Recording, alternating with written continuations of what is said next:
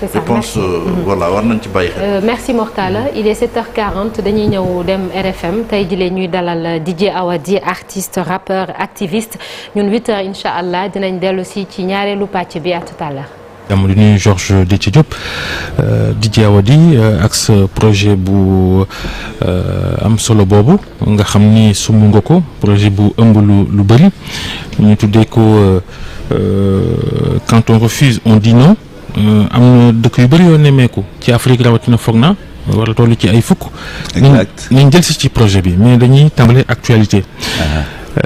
gis nañ bi Macky Sall ne du ma bokk nga félicité ko ci réseaux sociaux yi. waaw gis naa sax gars yi di la song noonu. nan lu tax nga koy félicité. waaw dëgg la mais c'est vrai il fallait que ma def ko parce que je sais que président amoon na benn pression bu mag boo xam ne ça venait d'abord ci camp bu ci ay mbokkam ñoo ko njëkk ne bu ko def.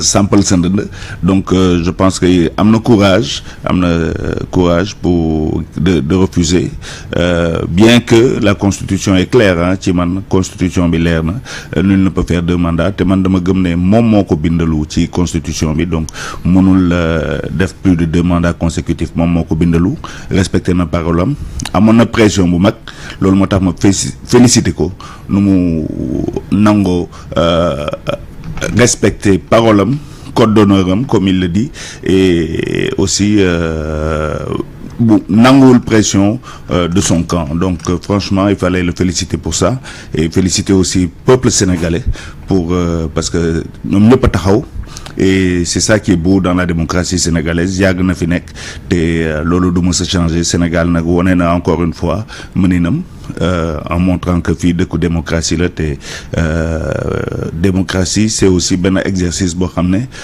du mës a jeex ci tabax bi du mës a jeex donc chaque fois dañ koy mottali. On a remarqué que depuis le début du débat yow prudence nga ci doon demee. waaw prudence laa ci doon demee prudence boobu foo ko jëlee woon. non parce que mosoo bokk ci ñi nga xamante ne dañ doon naan non moom il a l'intention de faire une 3e candidature. ce que je disais ci sama interview yëpp c'était que man dama gëm ne ku bindalu ku def lu ku nangu investir ci référendum nangu bind ne moom du ko def jusqu'à preuve du contraire dama gëm ne du ko def et puis amoon naa chance waxtaan ak ñu bëri autour de lui aussi des gens sincères yoo xam ne gëmoon nañ ne du ko def donc à un moment je me suis dit écoute il faut lui accorder le bénéfice du doute bien que jusqu'à la veille sama xel ñaawoon na quand il a reçu tous les maires sama xel ñaawoon na loolu je me suis dit non lii yëpp doo ko def et puis bañ a dem. non waa ji kay carte la quoi. non mais ndaanaan la jaxase xel yi non mais man laa tàppal naa ko grade super ndaanaan international. mais nee nañ affaire yi des na bokkul. léegi problème 3e mandat réglé na waaye opposition bi ñi nekk ci kaso bi ak ñi ne ku ci mel ne Ousmane Sonko boo sàkkantul du mën a bokk ci élection yi beneen chantier ngi noonu ci ñi nga xam ni ñoom ñooy opposition bi ak yenn ci mbootaayu société civile. non en fait chantier yi bëgg nañ y a d'abord ñi ñàkk seen bakken il faudrait quand même mu am justice d'abord pour tous ces gens là am na ay anonymes kenn xamu leen musul am justice. Et si on remonte ba Mamadou Diop en 2011-12 il y a pas de justice les gens meurent pour la politique pour la démocratie tombent te du am justice donc tous ces gens-là qui sont morts déjà avant de parler de ceux qui sont en prison il faut qu'il y ait une vraie justice ñi nekk aussi dans les prisons pour des raisons politiques et des raisons d'expression de liberté d'expression aussi à un moment il faudrait qu'il y ait une justice équitable et bu ñu nekkee aussi dans une dynamique de paix ba sañ waxtaane ka Khalifa Sall waxtaane kaaw Karim Wade je pense que war nañ am sañ-sañ toujours dans la même dynamique de paix waxtaane kaaw Ousmane Sonko parce que ñu bañ ko ñu bëgg ko Ousmane Sonko fait partie du problème donc pour man il fait partie de la solution nañ ko nangu aussi teg ci table bi. mais teg ko ci table boobu est-ce que moment wu dialogue national bi c'était pas le moment opportun pour teg ko ci table bi waaye gis nañ ni ñoom Ousmane Sonko ak ña nga xamante ne ñoom la àndal ñoom dañoo gedd waxtaan woowu dialogue national boobu. waaw je pense que Khalifa Sall ak ñi nga xamante ne ñoo di waa PDS. dañoo demoon wuy ji. loolu c'était une plateforme pour waxtaan mais est-ce que condition de cadre de confiance amoon na je pense que cadre de confiance amuloon donc ñoom du moom kese moom tout son groupe ils ont dit que bokkuñu ci waxtaan bi parce que wóoluwuñu waxtaan bi on peut les comprendre ce sont des opposants un opposant par essence s'oppose donc ils se sont opposés mais je pense que am na ay bonne volonté yoo xam ne ñu ngi teg ay cadre de waxtaan je pense que Sénégal dañu toll ci waxtaan parce que mënuñu nekk aussi dans une culture de la violence dans une culture de défiance tout le temps il faut à un moment ñu waxtaane yenn questions yi c'était une occasion plateforme la woon pour waxtaan c'est vrai mais war na mën a am yeneen plateforme ak yeneen bonne volonté yuy continuer prôner waxtaan et surtout prôner la paix parce que dañu dem ba à un moment parler de paix dans ce pays-là c'était synonyme de faiblesse da ngay wax jàmm ñu ne la non yow fake nga yow da ngay daw wax ci xam nga ban jàmm nu ñu taal dëkk bi non et ça venait des deux camps le jour où le président bu mu ne du dem tu voyais des gens du pouvoir qui étaient tristes tu voyais des gens de l'opposition qui étaient tristes dafa mel ni tout le monde voulait dëkk bi tàkk donc c'est pour ça qu'il faut féliciter toutes les manifestations de la paix toutes les volontés de la paix d'où que ça vienne. problème yu mel nii nag dafa bëri Afrique est-ce que ce projet bi tudd quand on refuse on dit non sóoraale ngeen question yu mel nii démocratie liberté gouvernance peut-être et cetera. waaw ñun ñu ngi ci benn kuréel boo xam ne on fait une campagne internationale pour la limitation des mandats à deux loolu moo tax ñu d'ailleurs ñu naroon fi def benn concert ñu interdire ñu ko. Ali Bongo rëcc na leen. moom dem na candidat la. non Ali Bongo. constitution Gabon nag moo ni amul. mandat yi moom duñ ko limité. ñoom dem nañ seen assemblée nationale ñu voté benn affaire bu bees donc il peut être président à vie. donc ça c'est le cas du Gabon mënuma ci sori xam naa peut-être même quelques mois après su wàccee liggéey il pourra continuer d'être président mais ça c'est leur problème mais ñun pour le moment on a ce problème-là ici déjà on a commencé à trouver une solution il faut applaudir et féliciter. mais Macky Sall a réglé le problème mandat Sénégal. mais oui loolu moo tax ñu koy féliciter tu vois quand c'est pas bon ñooy njëkk a génn di casse di clash quand c'est bien aussi on le dit et on apprécie à juste titre. Expliquez-nous projet quand on refuse on dit non. Quand on refuse on dit non déjà da ngay tu remontes ba Samori Touré bañkat yi comment naka laa ko mën a traduire en wolof ku sañ bañ sañ ne maa bañ wala. kon nekkatul ku sañ bañ sañ nangu. non soo bañee da ngay ne maa bañ xam nga da ngay ne voilà. Bref voilà non et c'est un projet boo xam ne ça me tient à cœur c'est 12 titres boo xam ne. c'est album la. mais am na ci laxasu. non amul dagaloo ci la. expo photo tout ça voilà am na expo photo am na benn film court métrage boo xam ne ñu ngi koy commencer di ko promouvoir un peu partout boo xam ne on a mis la situation de l'esclavage mais def ko à l'envers donc film la boo xam ne déjà ci clip bi am na des extraits du film il est déjà disponible le clip.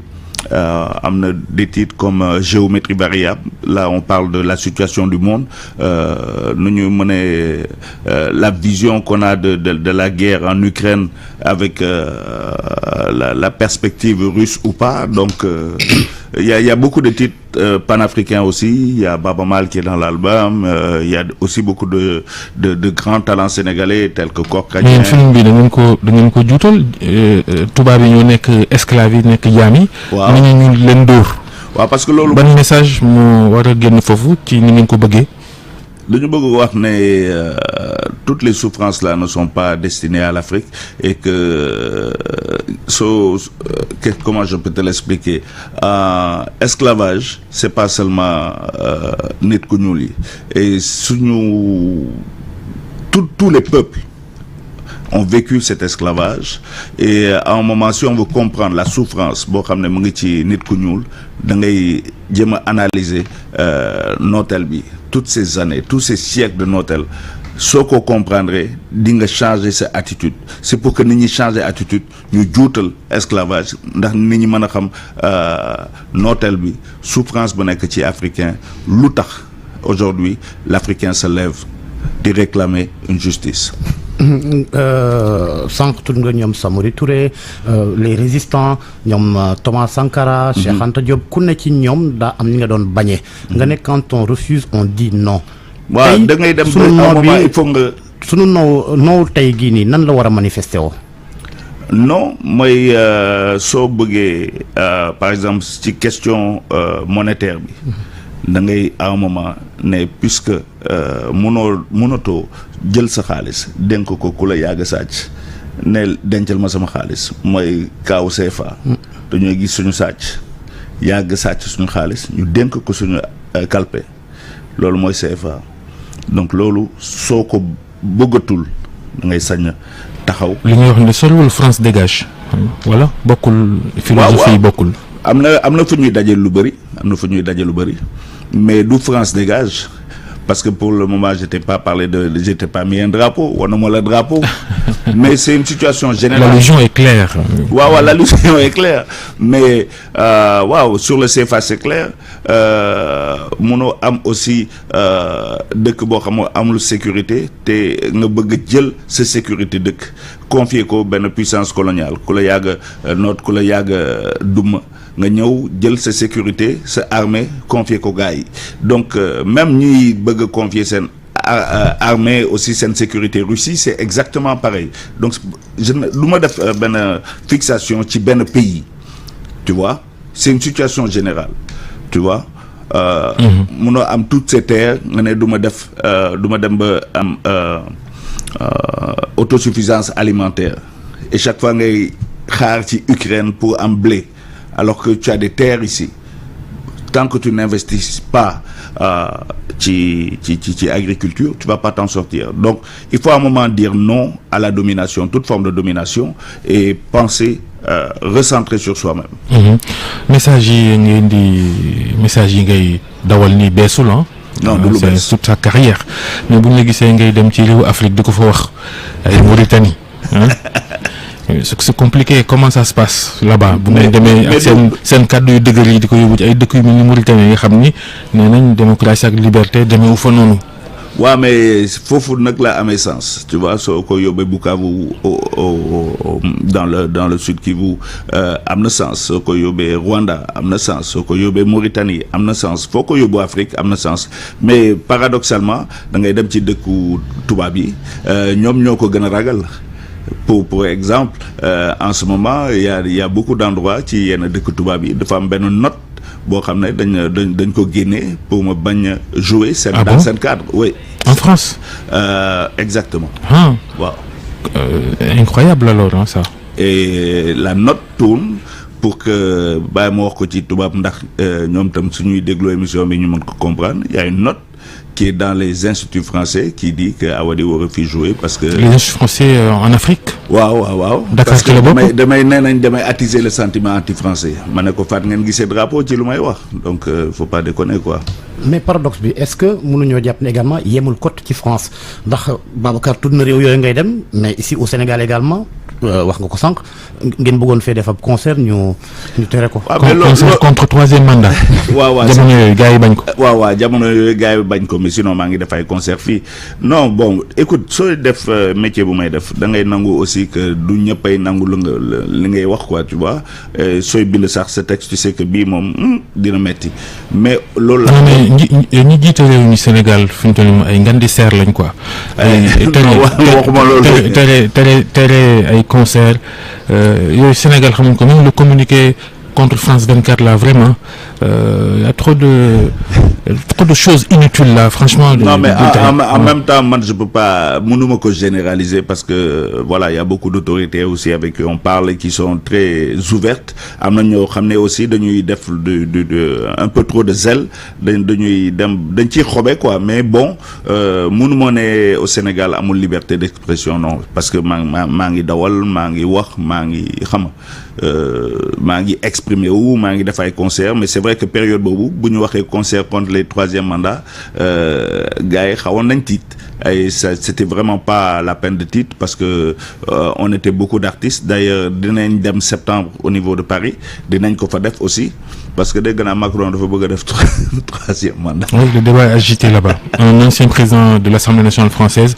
moo ni France nañ dindi affaire de limitation mandat album bi dañ bëgg a xam yow kese la wala esprit PBS la est-ce que Doggati mi ngi ci biir. ah Doggati forcément mu ngi ci biir Diane Adams mu ngi ci Korka Dieng mu ngi ci Baba Mala ngi ci oui il y a des invités dans l'album quand même.